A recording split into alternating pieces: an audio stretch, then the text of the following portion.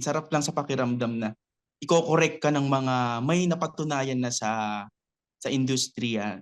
And ayun po, at kailangan po talagang i-apply po yun.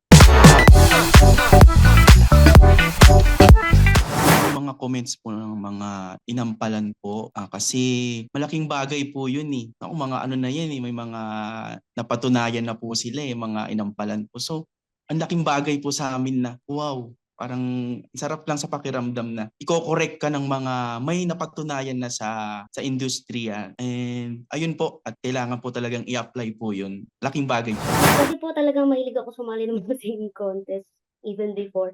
At naniniwala po kasi ako na parang hindi pa kumpleto yung kaalaman ko sa pagkanta. Hindi pa siya buo, marami pa akong matututunan sa iba. At malaki po yung tiwala ko sa mga hinampalan kasi. Kaya po kapagka nagkokomento sila at meron silang mga corrections or payo, naniniwala po talaga ako na yun ay hindi ko man napapansin sa sarili ko. Yun ay valid na comments at na kailangan ko talagang i-work out sa sarili ko. Kaya po 'pag sinasabi nila na dito ka medyo mahina, kailangan mo 'tong i-workout, talaga pong sinusunod ko po yun. At nakikita ko po yung improvements pagka sinusunod ko sila.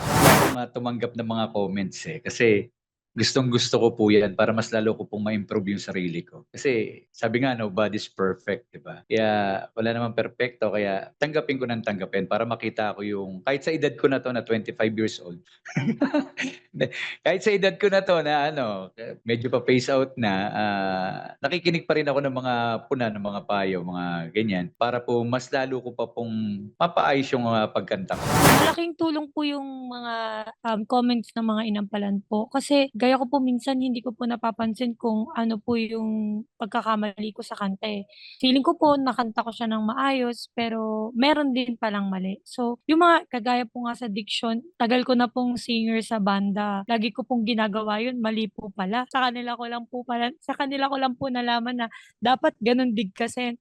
So ayun po, tinitake ko lang po siya na talagang payo kasi Renz Verano, papayuan ka, mataas na tao yan. Kaya kailangan tagapin mo lang para naman din sa'yo yun, yung tinuturo nila. Mga nang nalalapit na Grand Final sa Tanghalan ng Kampiyon Season 2. Tumutok sa TikTok Clock, Lunes hanggang Biyernes, 11 a.m.